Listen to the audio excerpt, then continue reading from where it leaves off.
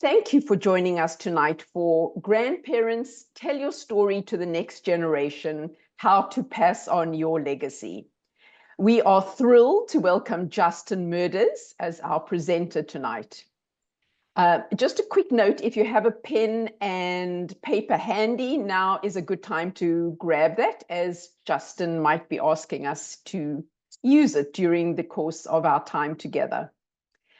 May I offer a big thank you to Sarah Reed, our JGN colleague, who is helping facilitate. And you will see that Sarah has shared with us in chat how to turn on captions for those of us who wish to use that feature.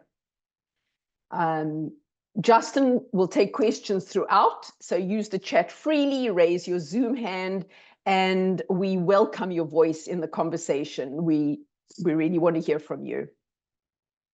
Tonight, it is our great pleasure, the Jewish Grandparents Network pleasure, to present this webinar in partnership with the outstanding organization Grandparents Academy and our friend Aaron Larson, whom we just think the world of. So Aaron, may I turn it over to you to say hello to everyone and to introduce Justin Mertes. Thank you so much. Yes, thank you, Terry. And it is such an honor to partner once again with JGN. I think all of you are just amazing grandparents. You care about your grandchildren so much. And I think that what I'm most excited about tonight with Justin is I've had the opportunity to interview him in the past. And I just remember all of the aha moments that I had when I interviewed him. So when Terry asked you to grab a pen and a piece of paper, it's because Justin's probably going to put you to work here. So there'll be no nodding off. I promise you that. So let me just give a brief introduction about Justin here. So Justin is co-founder of Parable, which is a team of seasoned family storytellers who love nothing more than families passing on their most important assets, which is their stories. With a background in video production, social psychology, and innovation, Justin has developed Parable's proprietary legacy roadmap, a tried and true process for helping absolutely anyone be an effective storyteller. Justin has conducted and produced legacy interviews with many grandparents, including in his own family. And I think that is one of the most exciting parts about this whole topic, is that anybody and everybody who's watching this can produce this incredibly meaningful gift. It's one of my favorite topics, and it's such an honor to welcome Justin as part of this event. So go ahead and take it away, Justin. Yeah, well, thank you so much, Aaron, for the introduction, Terry. Thank you. Thank you all of you for joining, for taking some of your precious time to spend it with us tonight. Aaron has pumped me up, and I hope to not disappoint. If you do nod off, don't feel bad, but I'll try and keep you engaged. To start off the conversation tonight, I have a question I would love for you to answer in the chat. And then if people if anyone would feel comfortable unmuting and sharing. But the question is this: if you could ask one of your grandparents one question, which grandparent would you ask, and what would you ask them? So it's a twofer, but I'll say it again. If you could ask one of your grandparents one question, what grandparent would you ask, and what would you ask them? Why don't you drop that in the chat if something comes to mind? Maybe you know exactly who it would be, but you don't know the question. Maybe there's a question you want answered, but you don't know which grandparent, or maybe both. But would love to see the chat fill up with what grandparent would you ask a question to, and what would you ask them?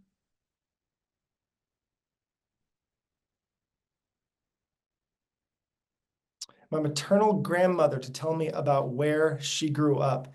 Yeah, times have changed and places have changed. And to hear the stories of the place they grew up, the stories of the communities they were involved in, as time has changed so drastically in the last 100 years. Never spoke about the old country. Certainly to hear about the country of heritage, especially if they're not from the United States, about their childhoods. Why did you come to this country? What a good question. The village you emigrated from. I'm going to comment here on Roberta's. I would ask my grandma Bessie What was her coming to America like? And then what happened when she came here? What was it like when you, what was your family's life like in Poland?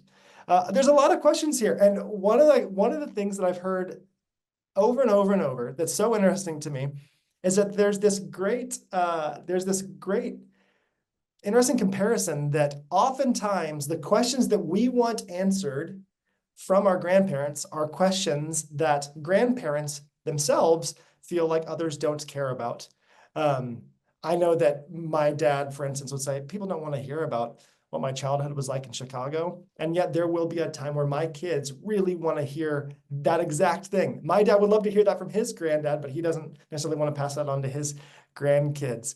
What was her experience of like finding out that she became a grandparent? How did she feel about it? So many good things, such a diverse group. I'm going to call on one more. I would ask my bubby, my dad's mom. I would ask her about how she had the emotional and physical strength to raise two children on her own, 8-year-old and 4-year-old, on her own after her husband died young. So many powerful questions, so many personal questions that tell us a lot about who we are, where we came from, who our family is, why we are the way that we are. Because whether we like it or not, we are a result of the decisions of those who have gone before us. We have inherited their legacy. We are passing on their legacy, and we are creating our own legacy. And so tonight, as we talk about this, and please keep things coming in the chat, as we're thinking about these things, I have two quotes to kind of put side by side to help us think about this idea of a legacy. The first comes from Moses. This is from Psalm 90, verse 12. He says, "Teach us to number our days, that we may apply our hearts unto wisdom." I'm going to read that again. Teach us to number our days, that we may apply our hearts unto wisdom. And I believe what Moses is getting at here is that there's a direct correlation between perceiving and considering our mortality and the decisions that we make with the time we have remaining. That as we think about the number of days we have left, it forces us to make more wise decisions. I know a father that every day after he finishes work, he has a marker board hanging on his door. So he works at home, and he has a marker board hanging from his bedroom door or his office door. And he has the number of days before each of his children turn 18. And as he leaves the office and goes into his house to be with his kids, he erases one number and he writes the next number. So he's saying, I have only 3,291 days left until my oldest daughter is 18. What he's doing is he's pondering the number of days he has with his daughter in order to inform wise choices with his daughter. And I think Moses is asking us to do the same thing as we think about our legacy. The next quote, very different from Moses, comes from Lin-Manuel Miranda. For those of you who are not familiar, Lin-Manuel Miranda is the smashing success story of a musician who has composed and starred in the Tony Award-winning musical Hamilton. And one of the motifs of Hamilton that comes in over and over and over is this quote: "You have no control who lives, who dies, who tells your story." And this idea that in some ways, legacy is not written by us. It is by those who come after us and how they perceive the life that we have lived. Asking the question, what is a legacy? Can we craft it? Is our story in our hands, or is it in the hands of others?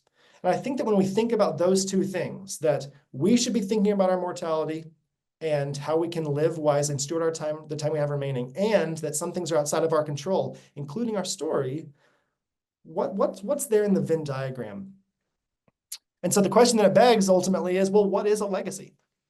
And so I would love to open up, how would you define legacy? Again, if you want to raise your Zoom hand and shout it out, or if you want to leave it in the chat, I'd love to hear how you define the term legacy.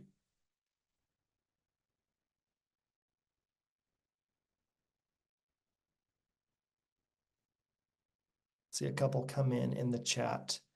And I would say just go with your gut. Don't try and craft the perfect definition, but what's the first thing that comes to mind when you think, what is a legacy?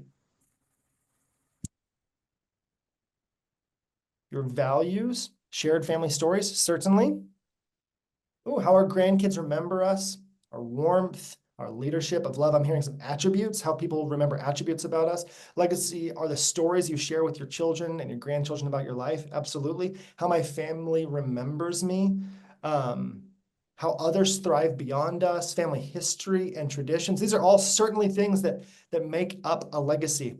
And okay, the impact on the world, your family, your students, your accomplishments. Certainly, these are all things that I think make up a legacy. And I think it's helpful for us to consider some of these attributes and definitions, and also have a working definition. So as we're going through tonight, I'm going to be defining the word legacy as a collection of meaningful stories, values, and people that one passes down to future generations. I don't think that this is like, I'm not going to argue that this is the best definition for legacy ever or whatever, but this is going to be our working definition tonight.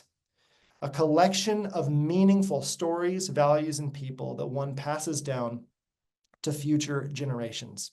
Now, as we're going through this, I want to encourage everyone to use your pen and your paper. I've got a pen and paper as well. I'm going to be, if something comes to mind, I'm going to write this down. If something comes to your mind, I encourage you to jot it down.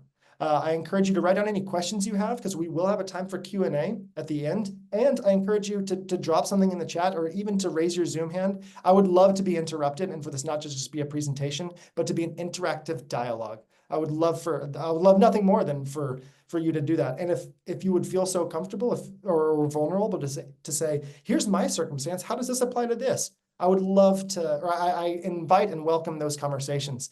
And I also encourage you to write ideas down. If one of your grandkids comes to mind, or one of your life stories comes to mind, I encourage you just to write those things down. Don't let those things go into your brain and then be forgotten. But instead to write things down as you go.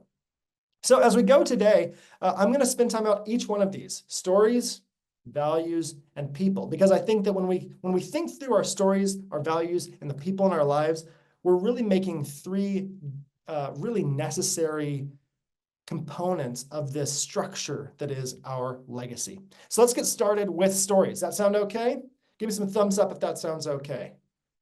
All right, I see some thumbs up. That's great. Thank you. All right, let's go on. The first one, we're going to talk about stories. Now, when we talk about stories, this is where it can already start to get daunting, because when someone says, tell your life story, oh, golly, where do I begin?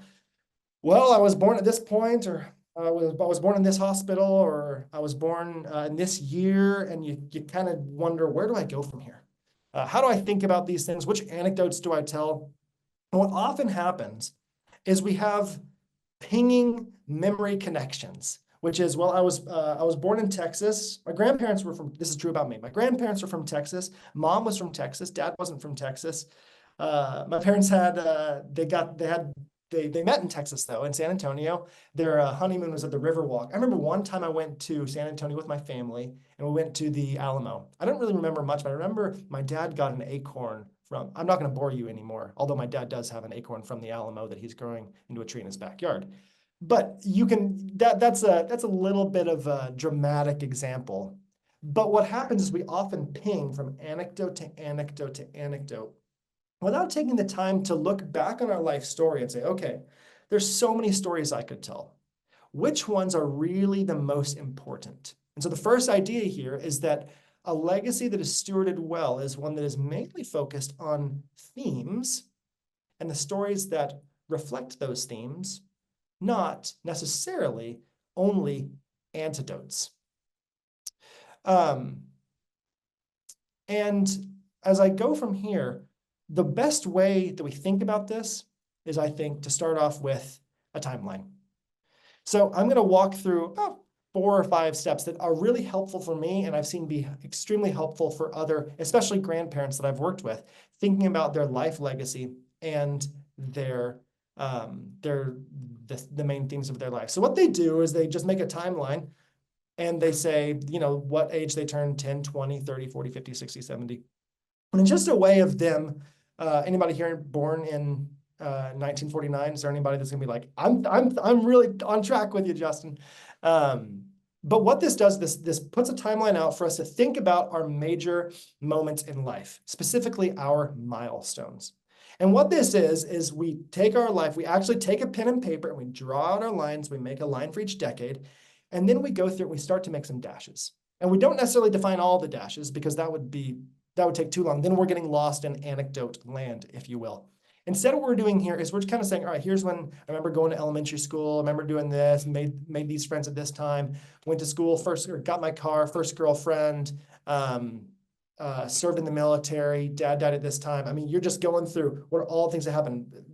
You can see maybe this person had lots of kids being born, several promotions, got a job, quit a job, whatever it may be. And they just start to think, what are some major times in my life where things happened? Then from there, we create a new axis. And this axis is the joy and pain axis. So we've got the timeline of our lives. So it gets us thinking, what are all the stories I could tell? There's a whole lot of them. Now we're starting to think about what about the highs and what about the lows? What are the highest highs, the lowest lows, some of the medium highs, medium lows, right? That in doing this, we're starting to evaluate how our lives have been seasonally, what some of the larger arcs have been in my life. Because then what we do after this is we start to plot out some of the highest highs and the lowest lows. And this can be a really difficult thing. I encourage you to do this. I have done this with countless people, and the process of doing so is a vulnerable and transformative time.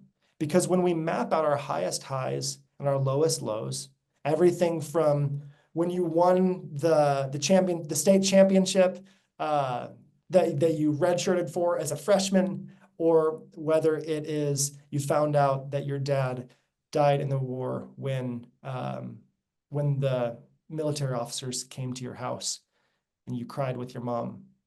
Whatever those moments may be, they are a part of who you are, and they make you who you are. And so some of my questions right here are, what are your greatest joys? And what are your deepest pains? Now I'm going to pause right here, and I would love for the chat to be filled with some things that may stick out for you, for things that are high or things that are low. Why don't you drop some things in the chat? And I encourage you again to be as vulnerable as you feel comfortable. But I think this is a helpful thing to remember, that we are coming at this conversation about our legacy as whole people, as complete people, with very high moments and very low moments, and they make us who we are.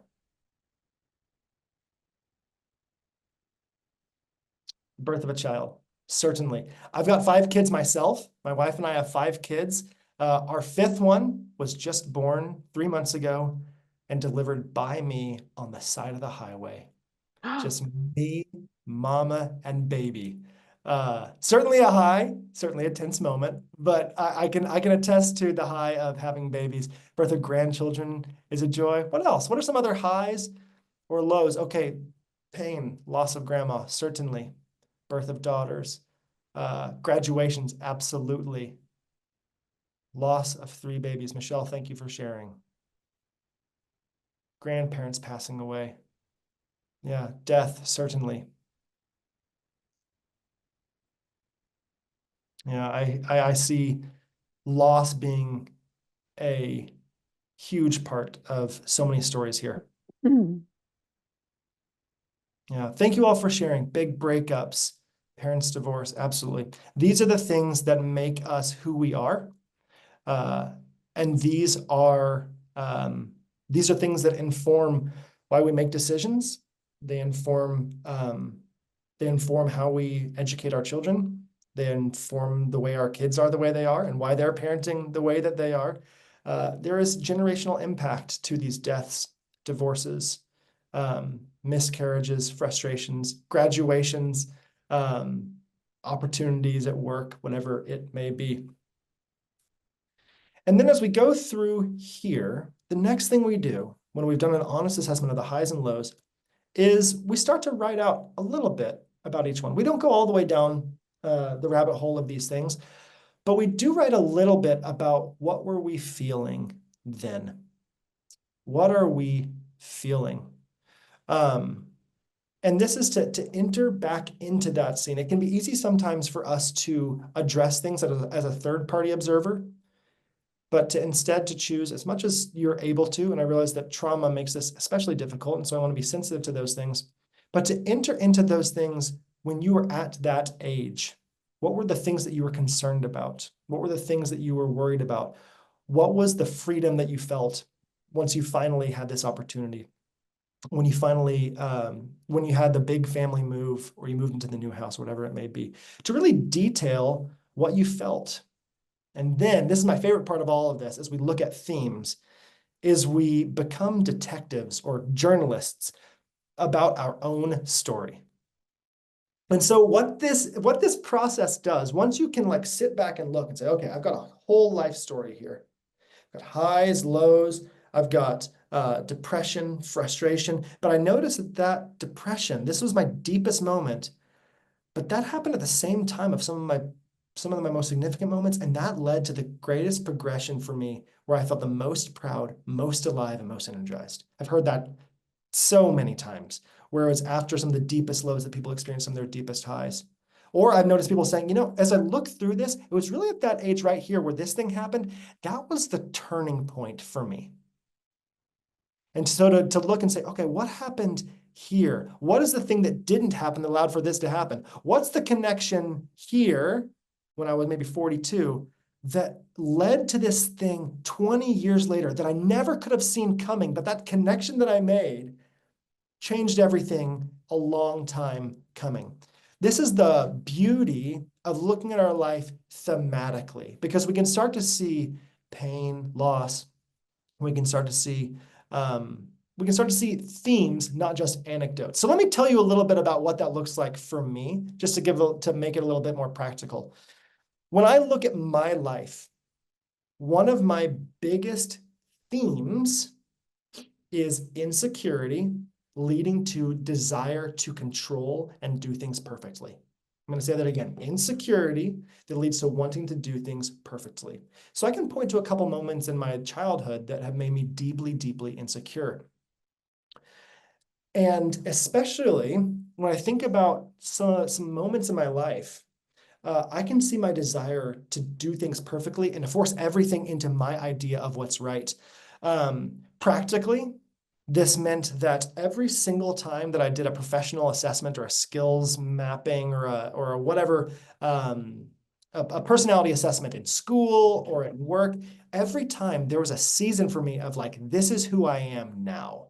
I was putting words to it, and I was like, this is me, and I'm always going to do these things. This is the best way.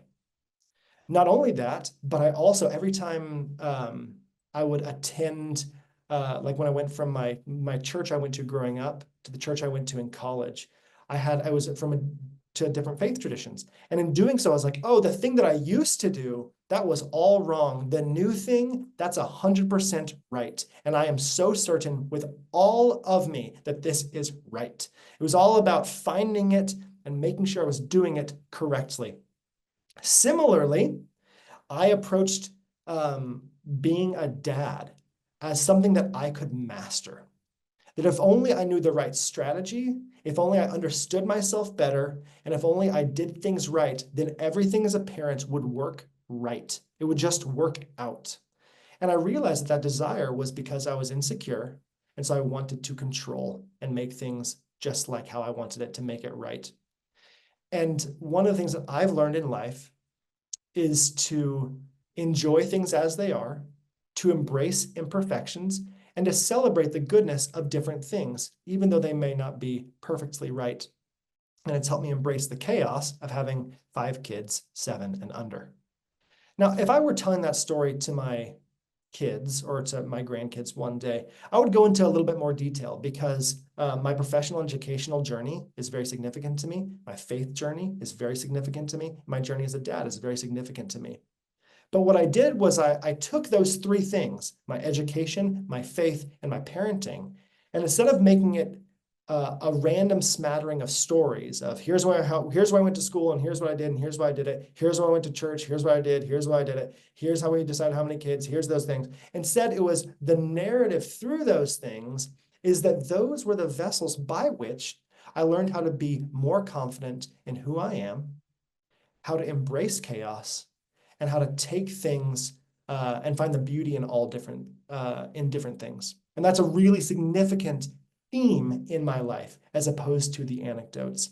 And it was through going through a process like this that helped me understand, oh, that's why that was so hard for me. And my real breakthrough happened when I had this realization. And it's actually connected to some things that happened when I was a kid, about 7 or 8 years old. Does that distinction make sense, of going from, I'm just going to choose my favorite anecdotes, to I've got some themes that are made up of anecdotes but communicates a more clear narrative to my grandkids? I hope it does. If not, we can revisit this in the Q&A. I'm just going to jump in, Please. Justin. If you could just stop sharing for 1 second. Would anybody like to comment or ask a question?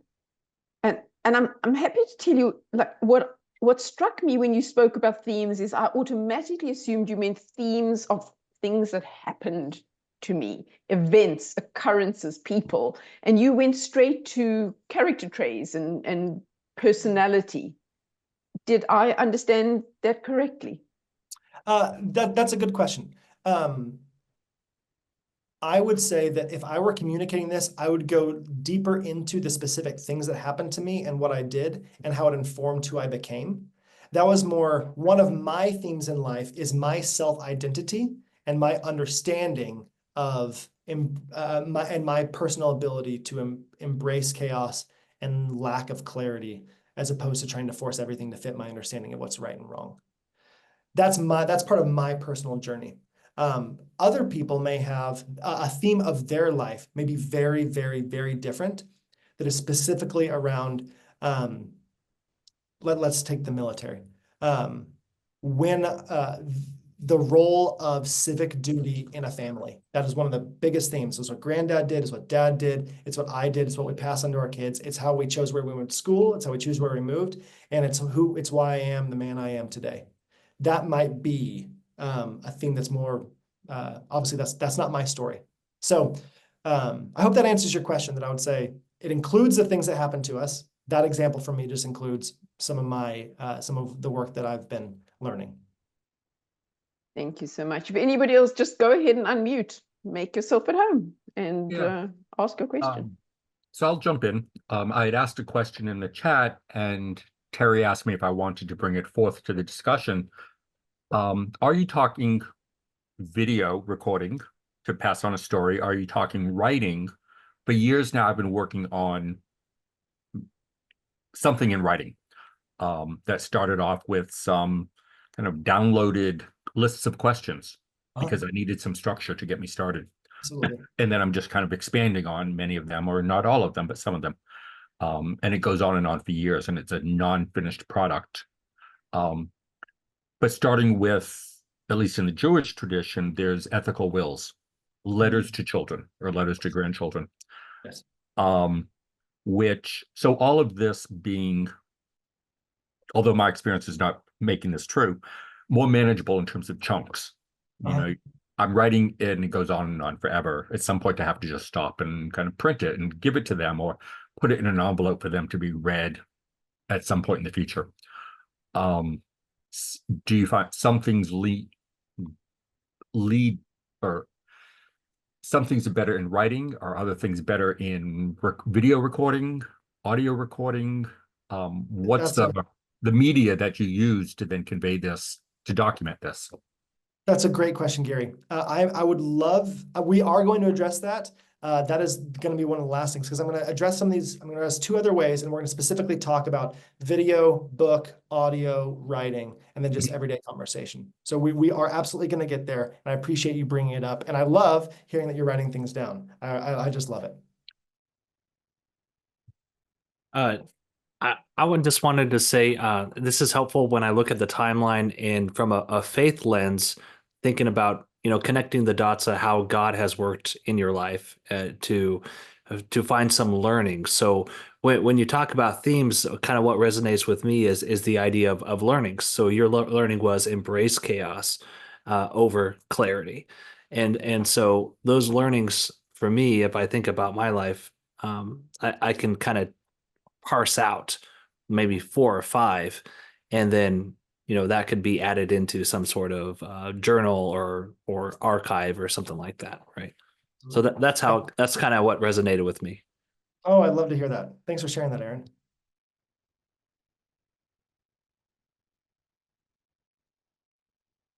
All right. Well, I'm gonna continue. Keep questions coming in the chat. Thank you, Terry, for pausing for an opportunity for questions.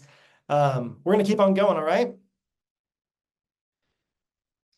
All right. So as a reminder, what we're talking about is a legacy, a collection of meaningful stories, values, and people that one passes down to future generations. So identify those themes, tell those stories, and the values that those stories shape and the people who reinforce them. So we're going to move into talking about people, because there are very specific people in my life. When I go back to my story, all of these are around people. And so when I think through the question of who do I want to tell my kids about, the question is not who matters most to me. The question, in fact, is not who are all the people that I care about, because it is impossible to pass on the wealth of relational care that I've been surrounded by. I cannot tell my grandkids one day about every aunt and uncle I've had, every caring neighbor, every supportive roommate, every loving coworker, every great boss I've had. I've been surrounded by amazing people in my life. But in all reality, probably only 5 or 6 are going to make the cut. I have that from my parents. There are people, and my grandparents, people that they just kept talking about over and over and over, that the impact they had, whether it was a great friend from my grand and granddad, my mom's parents from college, that they went on vacations with, they took trains across Canada with. I mean, they were by their side nearly till their dying day. And there is a doctor whose name I will never know, who told my granddad there was a key moment in granddad's life where he was not the husband he wanted to be, or the father he wanted to be, or the worker who wanted to be, who was going to see his doctor and trying to figure out what's going on, what's wrong with my body, why am I not who I want to be? And the doctor said to him, Horace, I found the problem. It's between your ears. And what he was saying there is, Granddad, Horace, the way you're thinking about your life is what's wrong here. You're thinking wrong about it. You're thinking all wrong about it.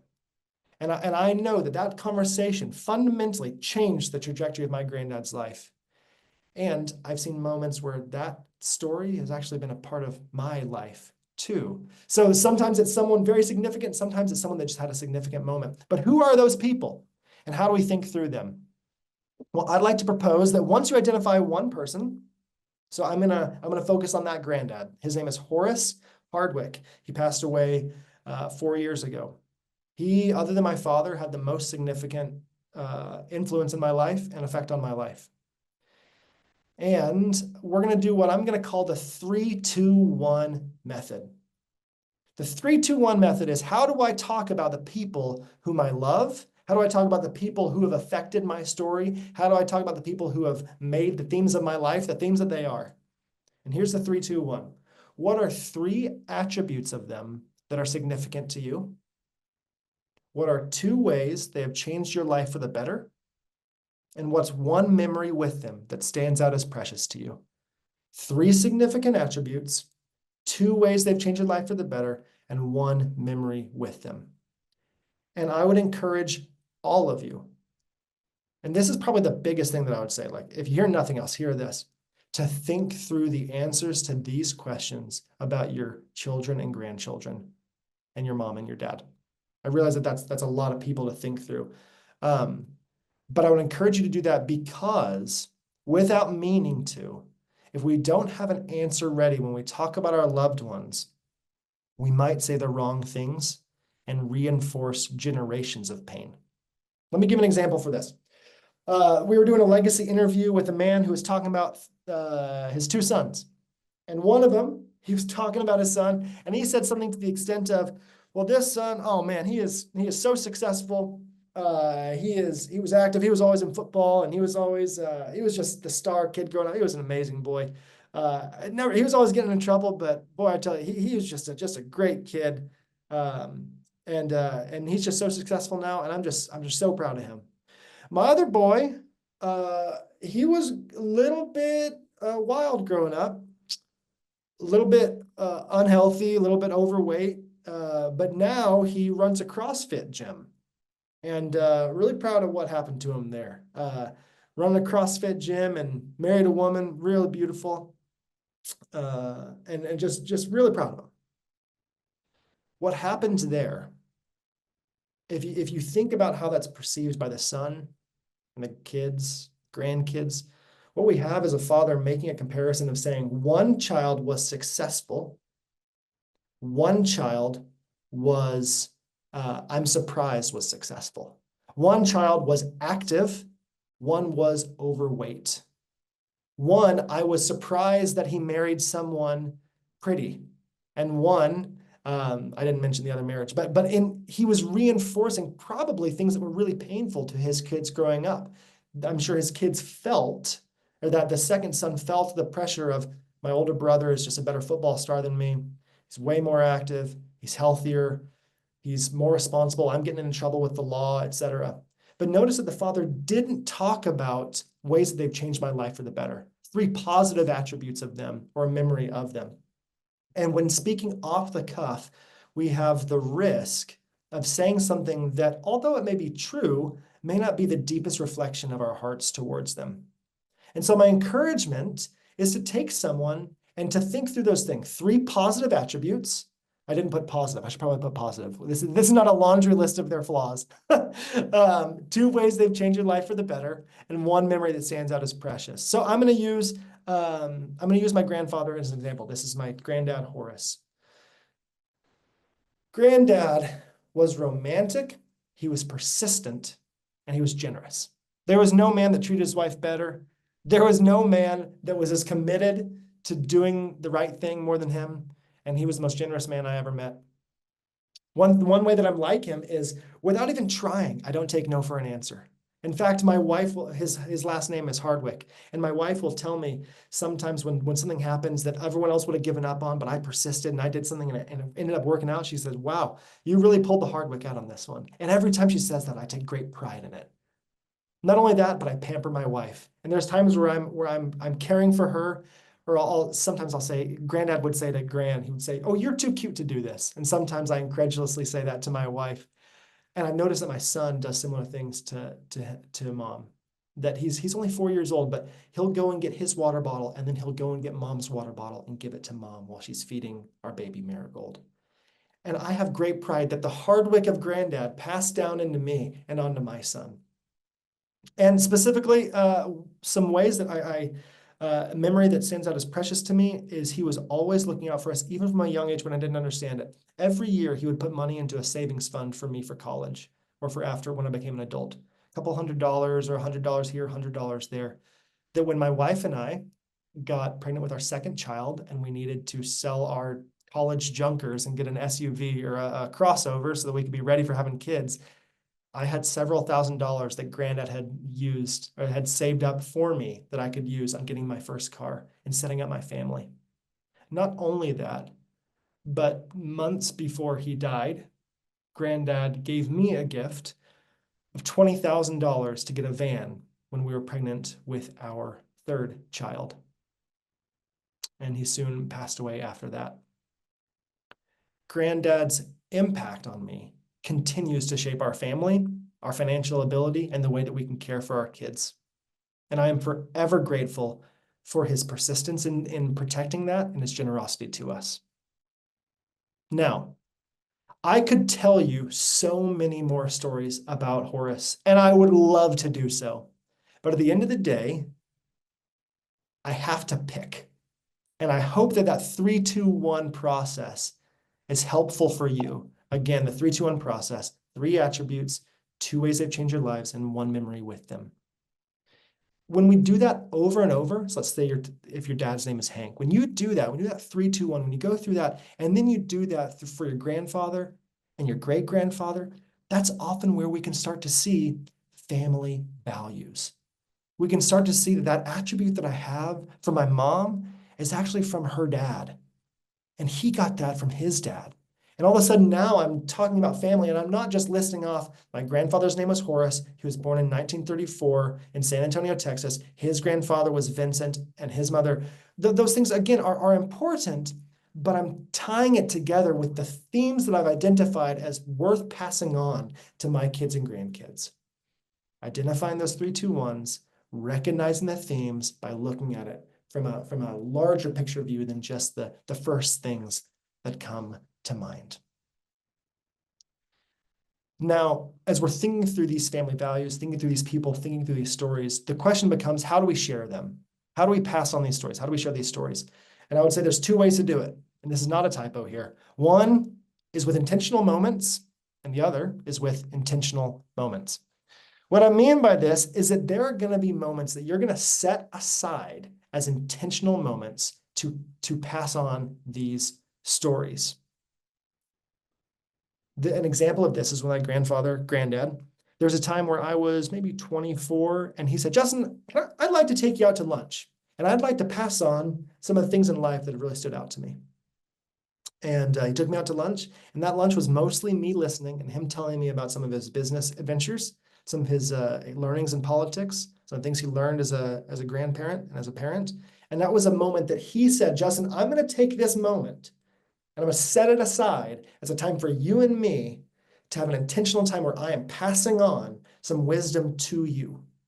That is one example of one of my grandfathers. Another grandfather took a moment and made it intentional. So one is I'm going to set aside a new moment as intentional, and another is I'm going to take a moment that wouldn't have been intentional and I'm going to use some intention in it. My second daughter, Annie Mae, she was 6 days old, and we were living in my in-laws' house, and she was having trouble breathing at night. She was breathing really, really heavy. My wife called 911. We're talking to the nurse, and the nurse was on speakerphone, and the nurse said, "Is that your daughter breathing? She sounds really wheezy." And Sarah said, "Yeah, that's her. She that's what's going on." And she said, "What's her pulse?" And Sarah told her, and the woman said, "We're going to need to send an EMT." We go upstairs, and an EMT is listening to my daughter's pulse on my in-laws' kitchen table. It's the middle of the night. And he says, "We need to get this baby to the hospital." I'm sitting in the back of the ambulance with my wife and my daughter, who's 6 days old. We're going to the hospital, and we have no idea what's going to come. She ends up being okay. We go home, and I find that I have a voicemail from my grandpa who I very rarely hear from. And he tells me, he says, "Justin, my first son, Johnny, died just a couple days after he was born.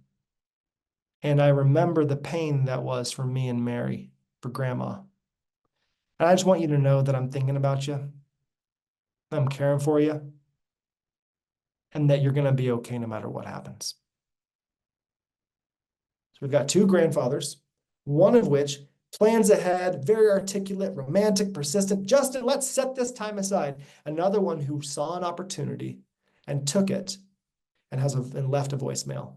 Grandpa has since passed. I still have that voicemail on my phone. The impact that made on me was not just a relational impact, it was a legacy impact that will continue going for generations as I pass that story on to my children and my grandchildren. Setting aside moments to be intentional and choosing moments that aren't intentional and making them so in the moment.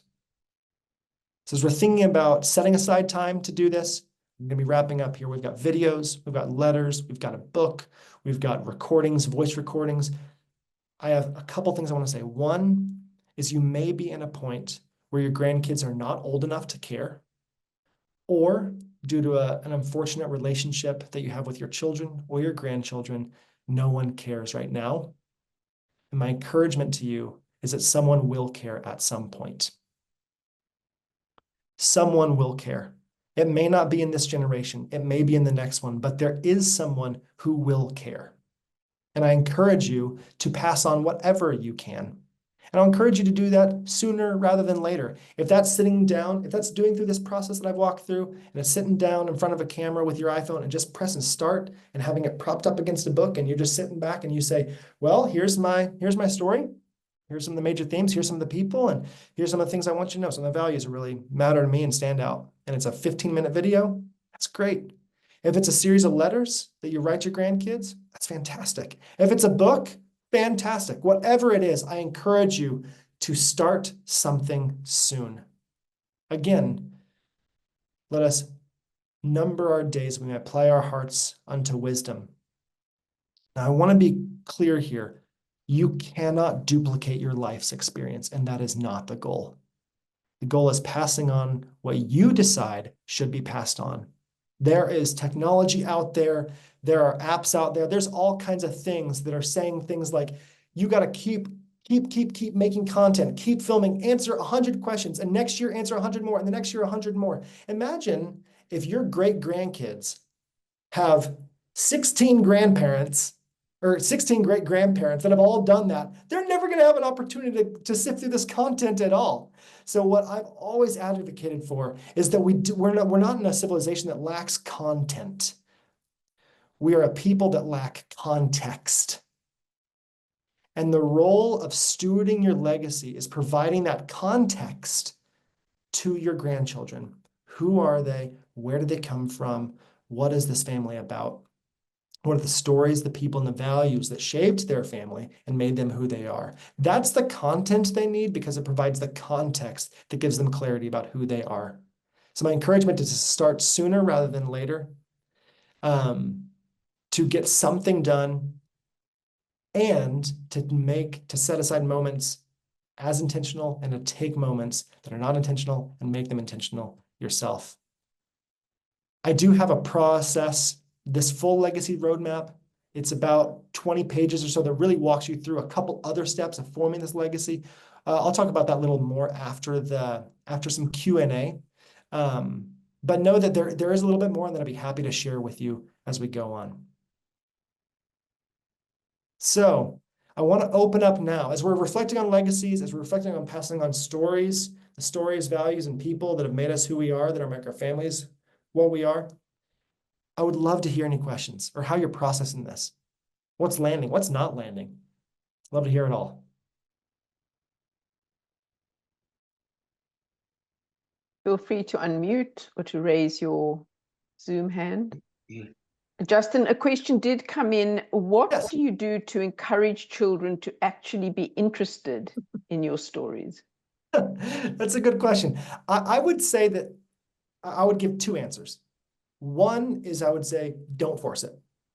I would say that more valuable than you crafting a legacy and communicating that to little ones is being physically present and engaged with them. My father-in-law has not passed on a whole lot of life lessons. What he has done is he is constantly on his hands and knees or sitting with them reading books, asking them what they're interested in. It's that relational connection that forms the bridge that sets up the moments for, Grandpa, why is it that you always did this? Or Grandpa, where'd this come from? Or Grandpa, you've said that I'm a lot like your dad. Can you tell me more about that? Kids will want to hear that from someone. Grandkids will want to hear that from someone that actively cares about them as persons, not just someone that can download information about your life story. So that's one, don't force it. And then two is to just drip it in and be prepared with those things, to even have phrases like, well, that's just your Hardwick coming out right there. And to let those be a normal part of your vocabulary so that as they grow up, they can be familiar with some of these ideas and ask more about them. Whether that's you have a picture to show on your wall. Oh, you know that I've been, or when the kids are talking about going off to some music class, you can say, well, you've seen my yearbook, right? You've seen, this is me when I was trying out for, this is when I was in the marching band. And just kind of leaving that and just letting that be that. Don't force it and just drip it in slow drips. Fred, I see a question from you. Thank you very much. I seem to be the steward of our family history with various stories. Mine isn't integrated into this yet. So is the purpose of this exercise to develop my own story or integrate others? And part two is, what's the role of objects, things that have been in the family and the stories that go with them? Yes, absolutely. Yeah. So I would say that I love both those questions, and I want to encourage you to keep stewarding that family story. I think many families have that where one person seems to have inherited the family storyteller role. Um, and there's some nuance here. I would say that this is primarily about passing on your own story. What I'm talking about here is primarily about your own story. Um, because I cannot pass on my father's story. I can tell parts of my father's story, but ultimately I'm responsible for my own story and how my family, I'm kind of like this middle of the hourglass, right? A lot of stories have come into me and a lot of stories will go out from me. But I'm going to tell my perspective of it.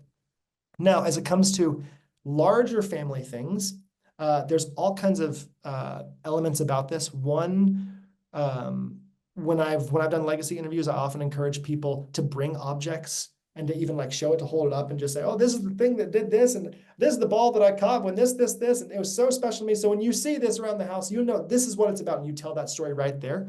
There's also the digitization of memories, photos, videos, etc. There is a service called Chaos to Memories. If you're really interested in digitizing family assets, Chaos to Memories is, I believe his name is Adam Grant, and really sets families up for success when thinking about those long-term family storage. And I say that because my uncle Mark, he is the family storyteller. Probably 20 years ago, he did a deep dive in family legacy and lineage, taking the Mertes name back to Prussia in the 1800s with the name Mertens and where Peter Mertens came from. And so I have a physical, like a tome almost of Mertes family history. And part of my responsibility, I think, is digitizing that and having that in a place in my will for my family, so they know here is where my family assets are, which include family lineage, birthday, this. I hope that starts to answer some of your question, Fred. Mina. Hi, thank you so much. This has really been wonderful. I've actually, for a long time, I write and write all the time. Actually, since I was a very young girl, I've been writing things. And recently I started to think, how am I going to organize this? And your idea about timeline was not how I thought about it, but I started making a list of I guess it's topics, that the random things that I've written over the years would fit in, like my parents or different places I've lived or nature or animals or the beach, and I've written so many pieces about these, and maybe not all of them would go in a memoir book or a legacy book, but that was how I was approaching it. And now you've added this other ingredient of where it fits in a timeline. So I just like wonder, like, how do you reconcile that? Like, is there a better approach or not, or is there a way to integrate those two approaches? Yeah, that's a really good question, because what we're talking about in some ways is a linear and a non-linear way of viewing a lifetime. Right. So what we're talking about is we're both like, we understand our life linearly from beginning to end. This led to this, led to this, led to this. And yet, I think we all have experienced in one way or another that life change does not always happen linearly.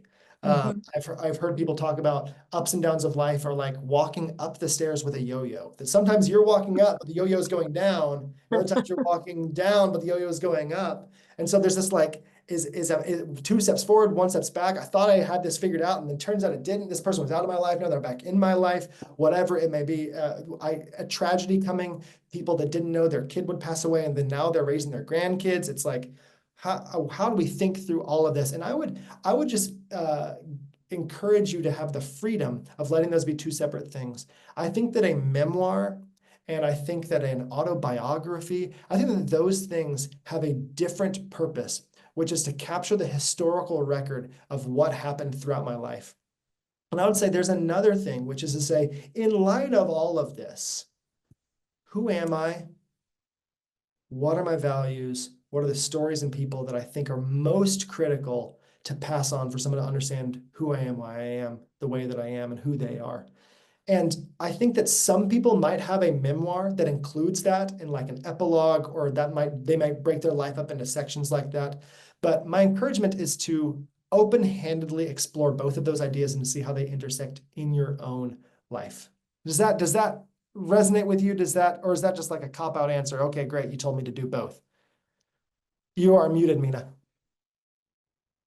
Yeah, one of the things, I mean, it does resonate with me, but it's like, because I've written about some of the same themes at different times in my life over these decades.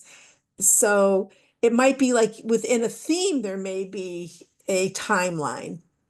Absolutely. No, totally. That's absolutely right. That when I talk about my relationship with the church, my relationship with my wife, and my relationship with my core friends that have sustained me this far, it all happens in about 1 year.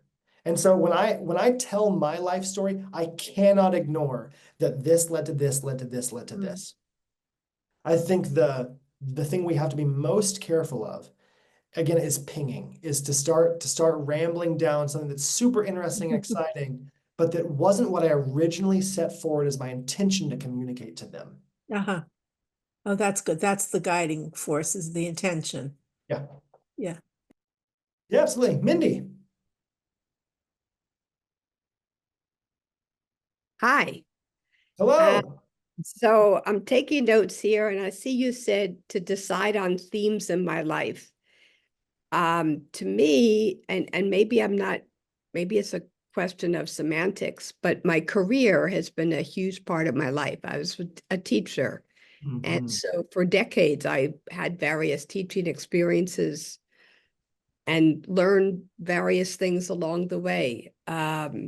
Also, after I retired, I did a lot of volunteer work in the community and made many contributions through that volunteer work.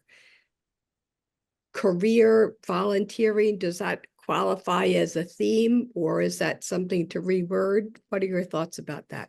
Yeah, that's a great question. When I think through the larger, and again, we kind of get into this in the legacy roadmap process that we have, which goes a little bit further into this, specifically about talking about career. But in general, I would say that the discussion of themes continues as we think about career. You are in education, yes.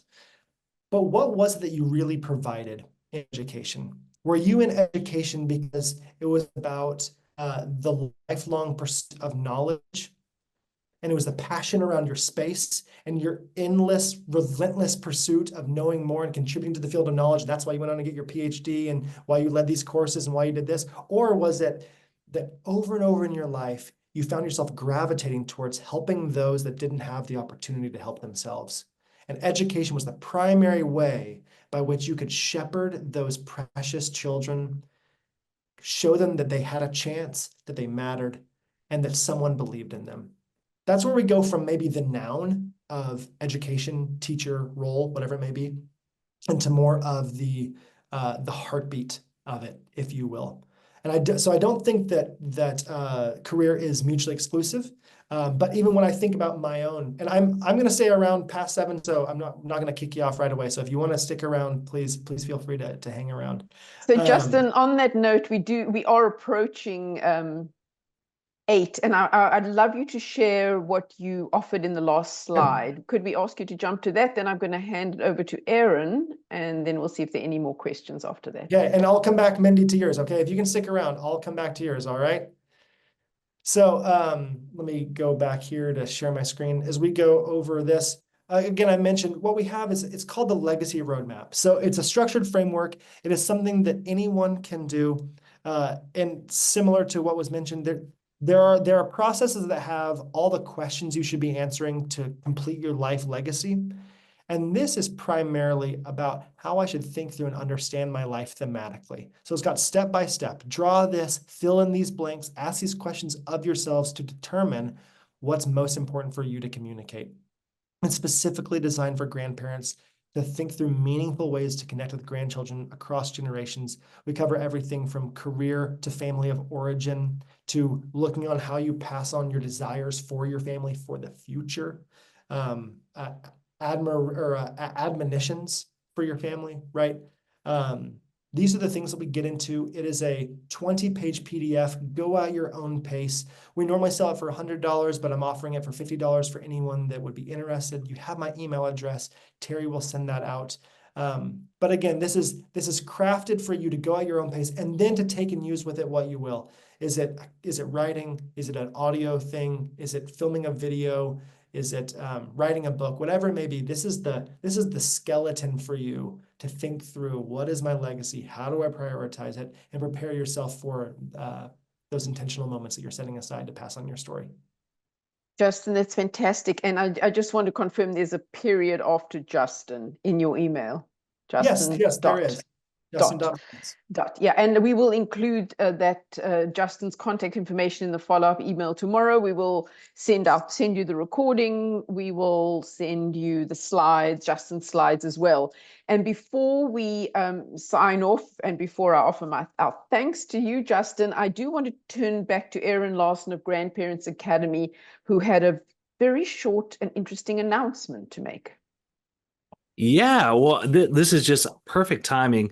By the way, I can't think of a better way to take what Justin has so eloquently provided in this webinar to help you take that step forward. Aside from having Justin there personally with you as like a coach, that's like the next best thing, is to have that roadmap, to have that manual. So I think that's an incredible offer. To go along with that, we just happen to be doing a digital treasure chest accelerator that's happening. It started today. It's for the next 4 days. And it is basically helping people and grandparents specifically take that, what they've crystallized, those stories, those values, those assets, family media assets, and putting them in a digital environment. And we call that a digital treasure chest. So it's actually a very nice companion to what Justin has presented here today. So I'm going to just send a link. I know we're at time, so I'm not going to talk more about it, but you can learn more about that in the chat. But Justin, I feel so happy that nobody nodded off. I saw when the cameras flipped on and nobody was asleep. So well done, Justin. Thank you. Oh gosh, and we will include that link to Grandparents Academy Accelerator also in the email tomorrow. I have that all set up. So what we are at 8. Oh, we're at 8:02. What? So we are over time. Justin, I know you had offered to continue the conversation very briefly with Mindy. So Mindy, if you want to stay on afterwards, but we are actually going to, or anybody, but we go. First of all, Justin, Sarah, you can spotlight Justin while I talk to him. I just want to say a huge thank you for just such an exhilarating and personal presentation, and you are fantastic. So we are going to exit now with our huge thanks to all of you for joining us tonight. We so appreciate your giving your time and your support of the Jewish Grandparents Network. We hope you found it enriching. We will be in touch with you tomorrow. And thank you, and have a great night, everybody.